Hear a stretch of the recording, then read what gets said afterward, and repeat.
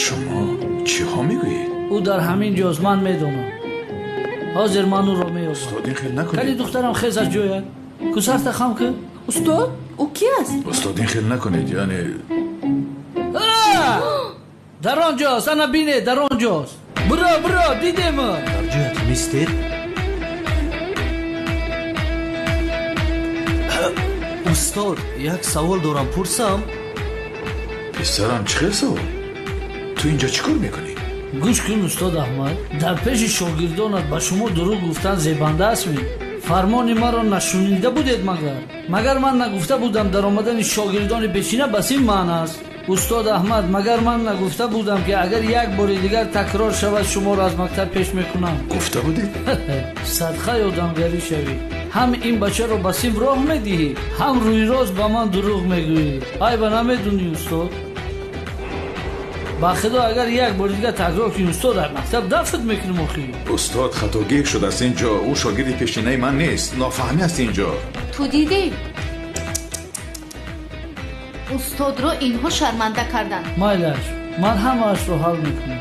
گوش کنی بچه کجا بیام؟ برا گم شب که میام در همونجا قوت همه کنم. ایست با جایت گذر. استاد شما مسخره کردستی؟ استاد اوزر میپرسم ولی من درسم رو شکستنی نیستم، ماند ایستم. چیه که بگو یک بار. شنیدید استاد که چی گفتم؟ گوش کن استاد احمد، گوش کن. در این مکتب دیرکتر مایم. کدام شاگرد درسی میماند کدامش نمیماند من حل میکنم. من شما نه. برو گم شو که بخدا کورت میکنم. ایست در جایت. استاد مرا ببخشید. اگر شما راهبر این مکتب باشید من هم استاد این صنف هستم. اینجا کی را به دست راه میدیم یا نه من قرار میدم. همین خیلی استاد احمد؟ بله استاد. افسوس، صد افسوس. تا امروز از خط کشیده من بیرون نمیبر اومدید. استاد بمره به همین حال توی بمر. هر چیز آغازی دارد استاد. حالا بیست من میدونم باید چیکار کنم. تمام خاموش. پسرم تو اینجا چیکار میکنی؟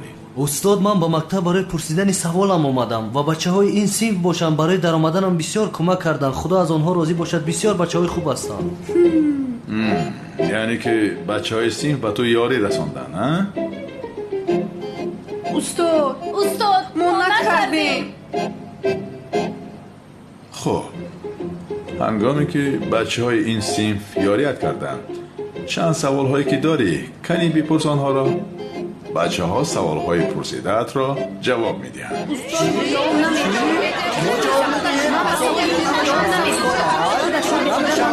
من جواب نمیدم. مگر همین بود نقشه تو؟ واسه ما بالا آوردی به خود. چیکار کنم؟ از کجا میدونم که خیلی میشود؟ هجری سوالات را بپرس کنی. اکای هجری سوال های آسان بیده مایلش. استاد گوش کنید. حضرت آدم رو در جنت شیطان فریب داده بود کو. اگر ما هم به جنت رویم ما رو نیز شیطان فریب میکند. استاد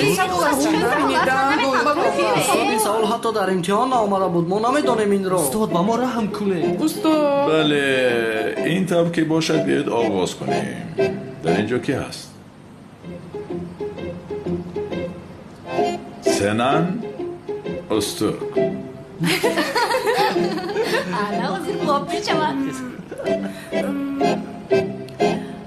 استاد من نو آمدم. حالا به این مکتب بوده نکردم. در این مورد تو را یک بهای 2 میمانیم شاید هوسمند شوی. شین بها 2.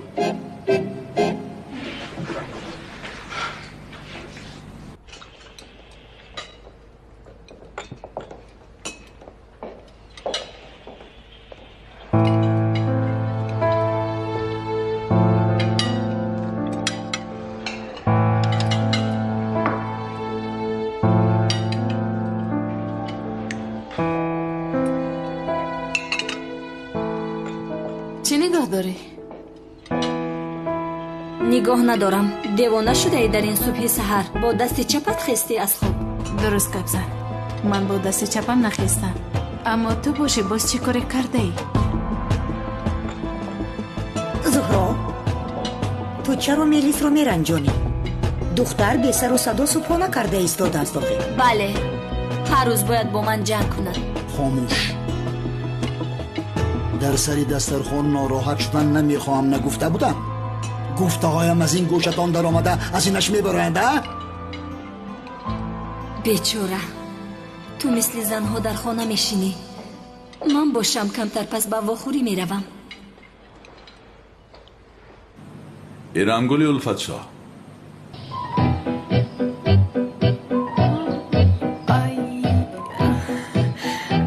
بله استاد، برای جواب دادن به این سوال حالا بر وقت نیست؟ یعنی با جنت رویم اونجا جواب میدهیم؟ در اینجا بهایت رو 2 میمونم، 5 رو در جنت میگیری. استاد چرا بهای 2؟ شین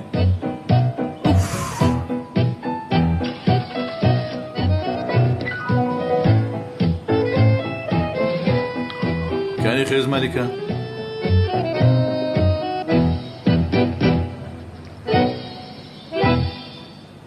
تو هم جواب سوال رو به جنت میگذاری؟ نه استاد، نه استاد. کتاب را دیدن ممکن است؟ کتاب را؟ بله استاد، تو امروز اجازت میدادد که یا که امروز فراموش کردید؟ استاد جواب را از کتاب دیدن ممکن است؟ البته دخترم، این هم یک نوع آموختن است و بین البته اجازت است. بین تمام. زود باش. زود باش. نیست. استاد در کتاب هم جواب رو نیافتم. یک امکانیت دیگر میخواهی؟ بله، یعنی با فکر من برای اون که شیطان یک جان دارد، یعنی نعمتهای جنت رو دیده با ما کار نمی کند، کاردار نمی شود، برای خودش روان است، میداند که با کی سر و کار بگیرد. استاد تمام. شین دخترم، بهایت 2. ولی استاد من همیشه بهای الله میگرفتم از شما. همه چیز آغازی دارد. شین، گذشته بر نمیگردد میگویم. کنی آرتیق، تو را گوش میکنیم. از پشتی تو بهای 2 میگیرم، حاضر دهانت رو میشکنم.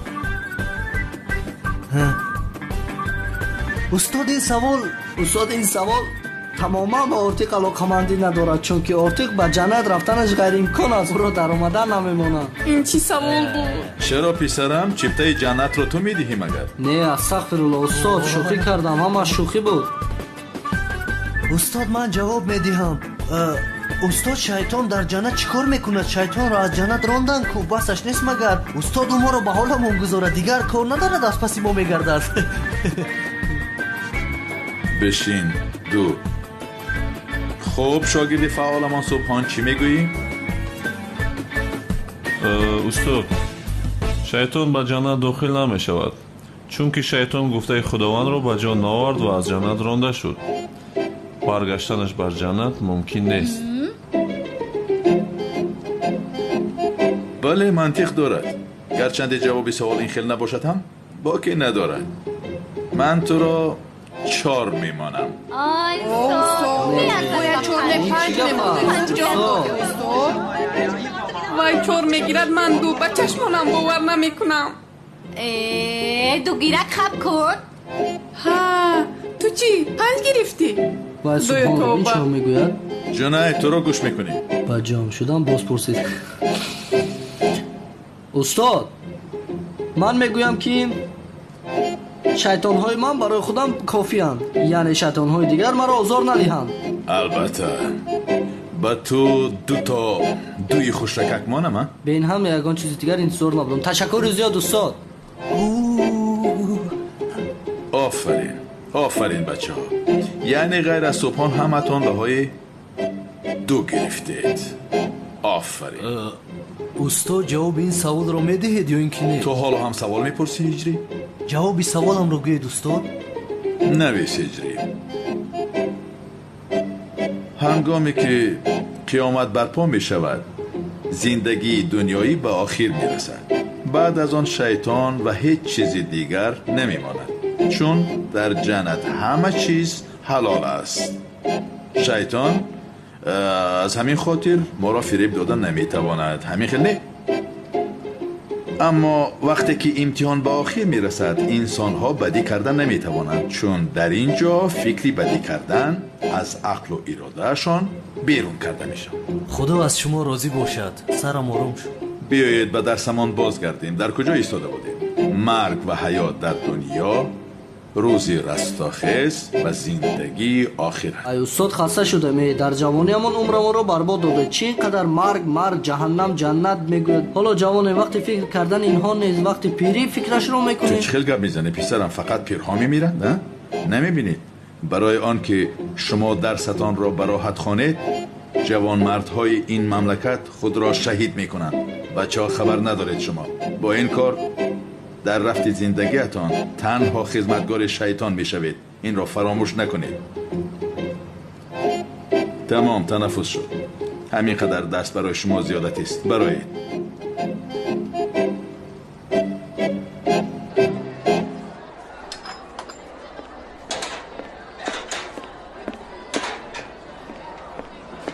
برای من نان و روغن میدهید؟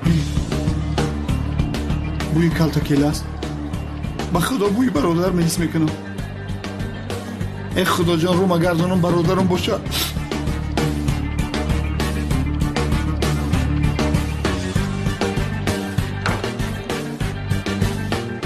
خدایا من هم خیالی شدم. بودن او رو احساس کردم. اخی برادرم مرا ببر.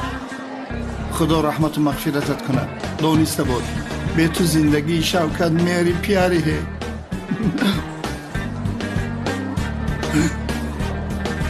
نام کجا شد؟ هم بدبخت میدونیست که همین قهوه خانه جین دارم ما در فروخت شه. بچه ها بانو رو میشناسید؟ کی را؟ بانو معلمه ای که؟ معلمه همون است. با خدا؟ چی درس میدید؟ زبان انگلیسی. انگلیسی؟ همین خیلی فکر کرده بودم. از قد قامتش مثل انگلیسی ها هست. سعیرو کنی همه دیگه بیاین به همه تو شکلات میدیم. شکلات یک دونه شکلات میدم. کنی بگیرین. در روفیات میگن که دانشجو را شکلات بدی بیش میره. بگیری بی پول. چرا با ما شکلات بی پول داده در؟ ای دادر کاری چی میگن شکلات خور زواد چه نپرسه. بشه اینجا کنی کم تر چخ کنه. حالا بگین به اونم معلوماتونه. تو شکلات 10 تومن گرفته کو؟ خدا دادی کو؟ خب بخیرین زهری بدنتون شه. بانکروت میکنید. ای نامش رو گیرو گوشش رو کش. معلمه بونو اومد. بونو جان Mrs. Barno, welcome to my place. To my place in Marfur. نگفتهش نماند. Very beautiful. What a smile. And you چشمانتون خوش رو. بنو خوش رو. تو چی سفسفه میگویی؟ چی میگویی ها؟ من از کافه تو فقط یک خودو گرفتن میخوام بس آروم شوید. خدایا توبه. Excuse me آروم شوید. I make خودک one dog. I make خودک میدیم به خدای. خطا گفتم چی؟ خودک به انگلیسی چی میشه بچه؟ hot dog.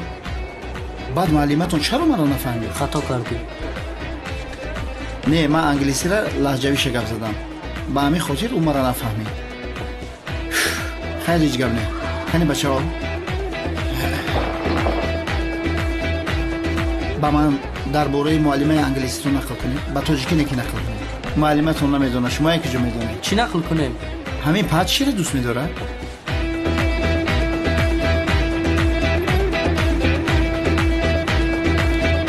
خانم اشگان. جناب احمد. سلام. من از شما یک چیز رو پرسیدنیم. پرس احمد جان هر چی که میخواهی. من پدر و مادر ندارم. کسی ندارم. چیز؟ به خاطر نداری؟ ندارم. این بسیار سوال دشوار است. من این رو چگونه جواب دهم؟ احمد جان پدر و مادری تو در خوردی مردند.